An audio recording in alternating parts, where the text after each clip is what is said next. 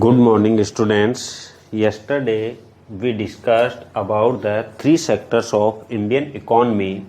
The first is primary sector. Primary sector is also called the agricultural sector because this sector is engaged in lot of agricultural activities. The people engaged in the agricultural activities, or it is called the primary sector because it is the basis of the other sectors.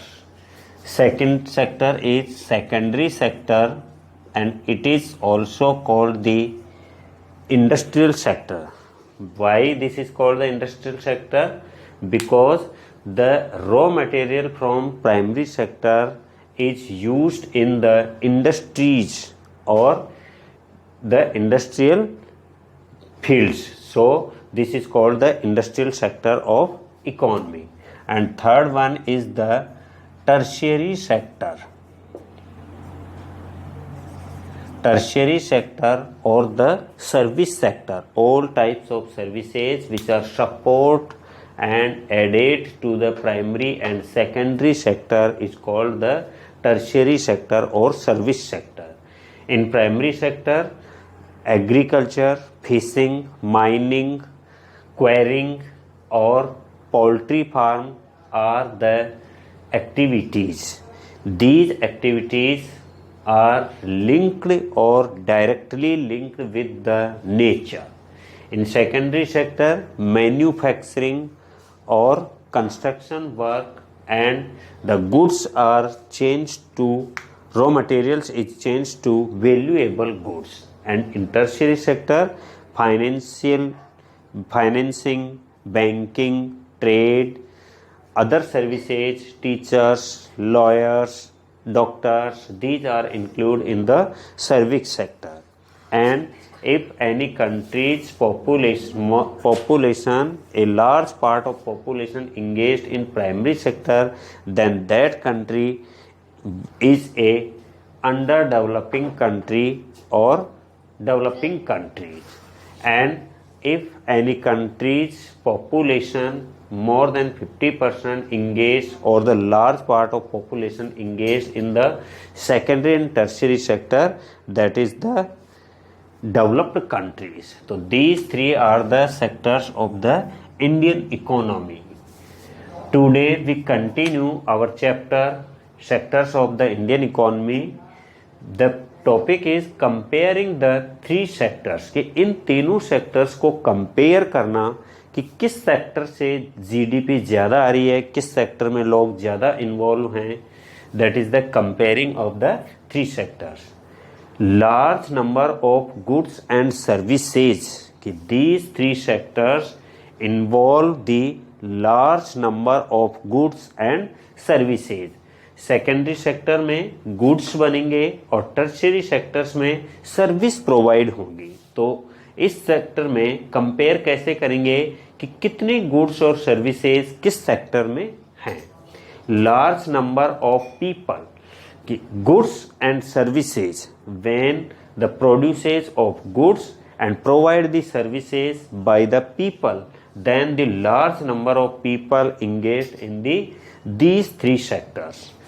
One sector is dominant in terms of total production and employment कि जिस sector में number of people का involvement ज़्यादा होगा वो sector दूसरे sectors पर production और एम्प्लॉयमेंट की दृष्टि से देखें तो डोमिनेट करेगा. मतलब जिस सेक्टर में ज़्यादा लोग काम करेंगे वो सेक्टर बाकी दो सेक्टर्स पर डोमिनेट करेगा. The values of goods and services कि यहाँ पर काउंट करेंगे, जब गुड्स और सर्विसेज की वैल्यूज काउंट करेंगे, एक्चुअल नंबर जो है वो एडेड अप नहीं करेंगे. अब वैल्यूज कैसे काउंट होती है कि उनके जो रेट है उनकी रेट कितनी है, that is the values of the goods and services. Final goods and final services.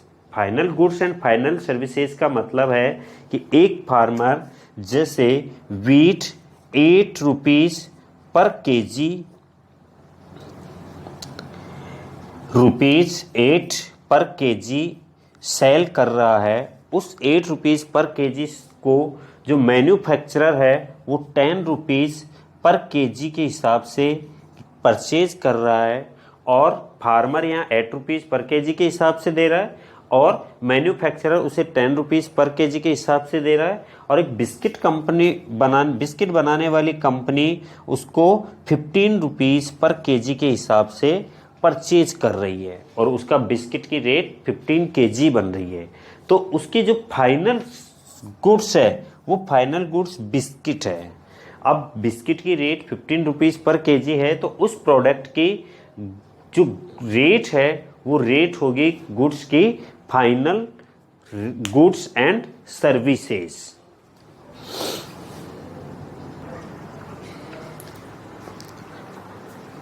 तो final goods and final services को काउंट क्यों करते हैं, इसके पीछे एक रीजन है कि जो इंटरमीडिएट प्राइसेस हैं उन प्राइसेस की रिपीटिंग नहीं होती।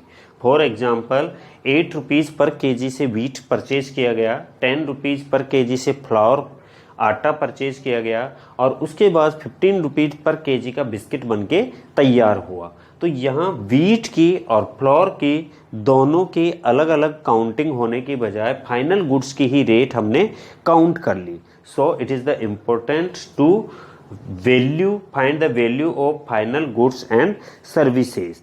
The value of final goods and services produced in each sector.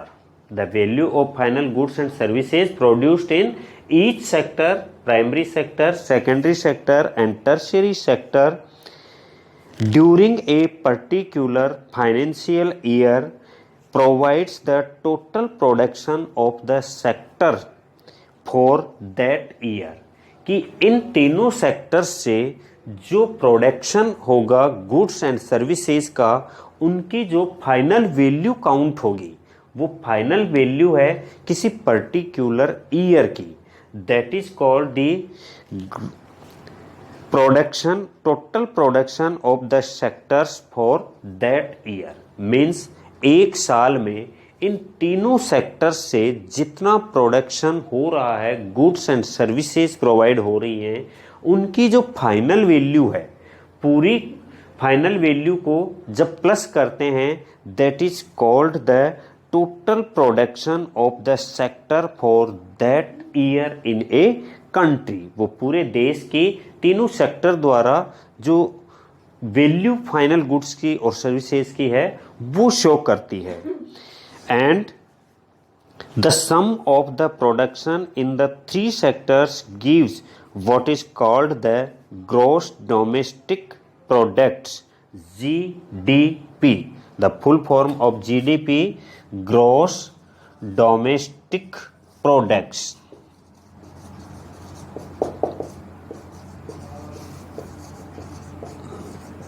तो ये जीडीपी का मतलब है ग्रॉस डोमेस्टिक प्रोडक्ट्स, और ग्रॉस डोमेस्टिक प्रोडक्ट्स का मतलब है इन तीनों सेक्टर से कंट्री के अंदर कितनी वैल्यू की final goods and services generate हुई, प्रोडक्शन हुआ।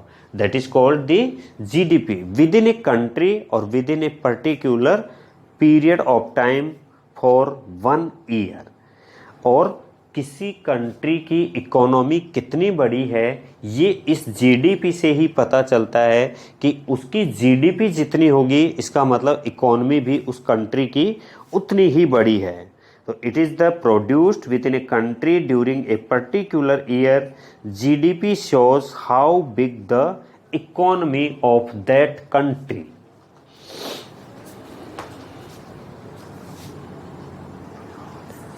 नाउ ए मैमथ क्वेश्चन, एक बड़ा क्वेश्चन है कि इंडिया की इकोनॉमी में इस जीडीपी को कैसे काउंट किया जाता है। तो जीडीपी काउंट करने के लिए in India the mammoth task of measuring GDP is understanding by a central government ministry. कि ये किसके द्वारा तैयार की जाती है? सेंट्रल गवर्नमेंट मिनिस्ट्री जो है, सेंट्रल गवर्नमेंट की मिनिस्ट्री, वो डिफरेंट स्टेट से और वेरियस यूनियन टेरिटरीज से जितनी भी पर्टिकुलर ईयर में goods and services product produce हो रही हैं उन सब का एक गवर्नमेंट डिपार्टमेंट जो ऑल स्टेट्स और यूनियन टेरिटरीज के हैं collect the information relating to total volume of goods and services and their prices and then estimate the GDP. मतलब गवर्नमेंट का डिपार्टमेंट है सेंट्रल मिनिस्ट्री का, और वो अपने पर्टिकुलर हर स्टेट और यूनियन टेरिटरीज से जो इंफॉर्मेशन कलेक्ट करते हैं कि उस साल कितनी वैल्यू की गुड्स एंड सर्विसेज प्रोड्यूस हुई, जनरेट हुई, और उन सब का एक प्राइसेस के साथ में जो एस्टिमेशन होता है, that estimation is called the GDP.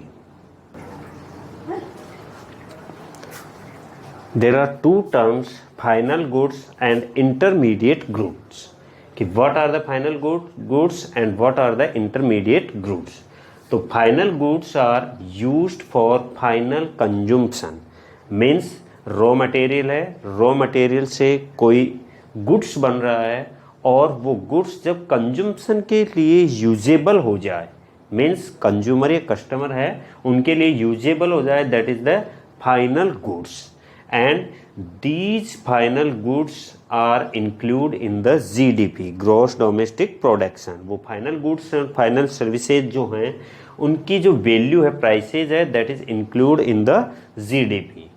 For example, furniture, machines, etc. are the final goods. Means would है, वुड से फर्नीचर बनता है, फर्नीचर बनकर के अब यूजेबल है, कंज्यूमशन के लिए यूज अवेलेबल है, that is the final goods. And intermediate goods means final goods से पहले का जो प्रोसेस है, that is the intermediate goods and it's meant for further production. इसका इंटरमीडिएट गुड्स का मतलब है कि आगे के प्रोडक्शन के लिए काम आना। फाइनल गुड्स बनने से पहले की जो सिचुएशन है वो इंटरमीडिएट गुड्स में है। And intermediate goods are not include in the gross domestic production of a country. Y?